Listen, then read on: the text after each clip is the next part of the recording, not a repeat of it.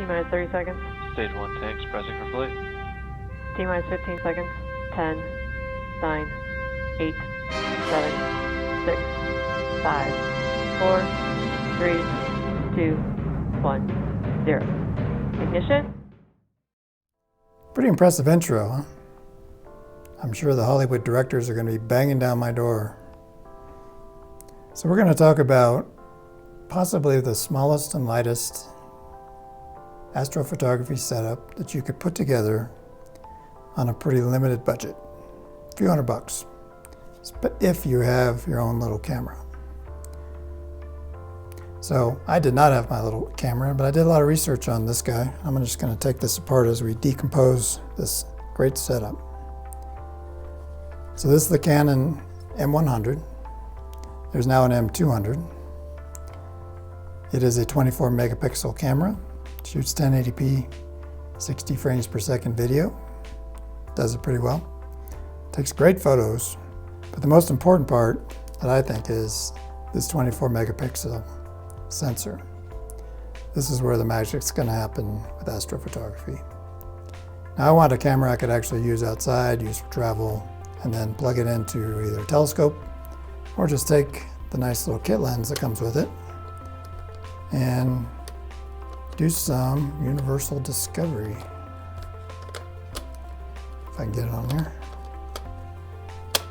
There we go. I also bought this cool little lens hood. Helps keep condensation down, so they say.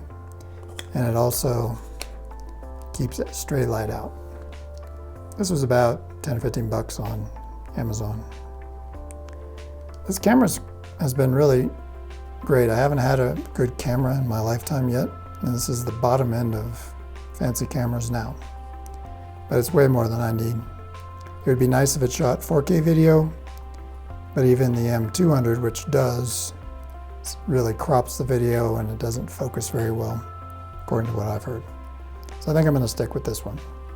I also found this cool little handle on Etsy, which has 3M sticker tape on the backside, double-sided tape, and allows you to grab it and not feel like you're going to drop it. So you can search and find that.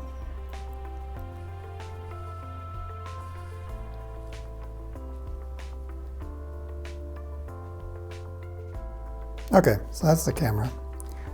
This should work out pretty well. The next thing is the moveshootmove star tracker with the laser pointer for polar alignment option. This was about 200 bucks. It seems like they're always having a holiday sale. They are made in China. The quality seems really exceptional to me. It is rock solid. I bought a ball mount to go on top of it so I could install the camera and move it around anywhere I wanted to. And that way you get full freedom of motion once you're polar aligned. Basically how this works, let's say that north for me is about this direction heading out. Line it up, turn on your laser pointer, which is really bright.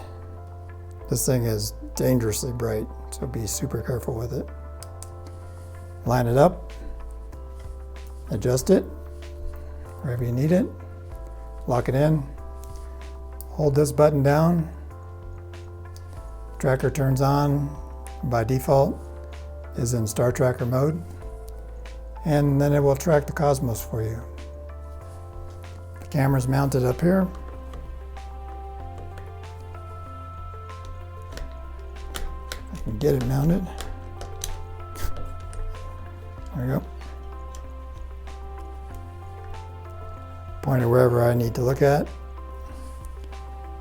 Zoom at the level I want to. They say to start out at a very low zoom because it's easier to get a good focus and find what you're looking for. And then manually focus it. I did find this cool little 3D printed Bahtinov mask to help me focus. I haven't used it yet, but I'm about to. The theory or the concept behind this is when you put one of these over your lens cap or lens shield and you focus in, it creates a, I'll put an image in, an aligned pattern of light due to the geometric angles of these thin slats. And that helps you get a pinpoint focus without trying to figure out how to focus it on the viewfinder, which I think is close to impossible.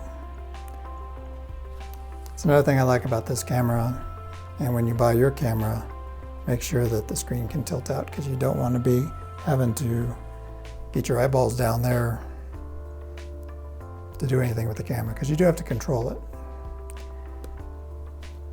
The next piece of equipment I wanted to talk about was this incredible little tripod. So let's take this off here.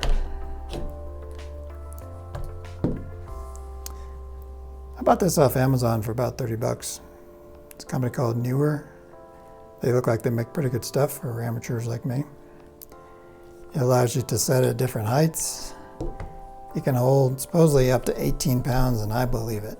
This thing is all metal, and it is super sturdy, which is really nice when you're trying to take precise astrophotography photos. Really nice ball head. I'll try to include a link, but I think it works exceptionally well, and it's easy to grab and go, and it's actually kind of nice to even hold if you want to do some outdoor stuff with it. So I know basically nothing about astrophotography other than what I've watched on YouTube. So this is just the beginning. I went with this guy because it was the lowest entry price. It looked like it was really great quality. It got good reviews, which I would say are accurate. And it was compact, so if I wanted to take this unit on a trip up in the mountains, somewhere where there are darker skies, it was easy to grab and go, or even traveling. So I set it up. It was a nice clear night. Pointed the camera basically straight up, because that's about the only sliver of sky that I had. Gave it the best focus I could get it. Took 10 images, 1 minute each, just as a test. And then I took those images, I took them off the SD card, put them in my computer, downloaded a product called Deep Sky Stacker, and then imported the images in, took the default settings, and the Stacker software combined them all into one better image. And that all worked as expected. I watched videos on YouTube. But I think what the most interesting part of it was, I didn't expect this to happen. It was that once I stacked it together, I saw things in the universe that I had never seen before, even through a telescope. I could see stars of different sizes and different colors, reds, oranges, yellows, light blues, just like you see on the shows on Discovery Channel. And I had actually captured that information, which was astounding to me. And then I was able to zoom in on what looked like a fuzzy cluster of stars and do a little bit of processing in an image software, and was able to extract out a galaxy. And I'll show you a picture of his first galaxy. And I don't know what it was about it, but it just struck me as I was looking at something billions of years in the past, trillions of miles away. And it was actually me looking at it. And it's hard to really fathom what that means until you do it yourself. And I highly recommend that you do it yourself, because it's sort of like you're feeling, as you look into the universe, you're seeing something that maybe no human has ever seen, this galaxy, because there are hundreds of billions of galaxies out there. And I sort of captured it. I was able to experience the photons that were coming from this galaxy, which could in itself have hundreds of millions, billions of stars, planets, and perhaps something or someone there looking back at us. So you could feel the connection. And that's not something I've ever experienced by looking at Hubble, amazing Hubble footage, or other people's footage on YouTube from astrophotography. It's not going to win any awards, that's for sure. It's pretty grainy, but this little unit right here captured that moment in time and allowed me to peer out sort of in a frontier sort of way, a long ways away, and feel what it's like to see and experience a galaxy, which most people probably don't even know. It may not even have a name or a number. And to me, that was really what hooked me. I thought, wow, I'm into astrophotography now. What's next?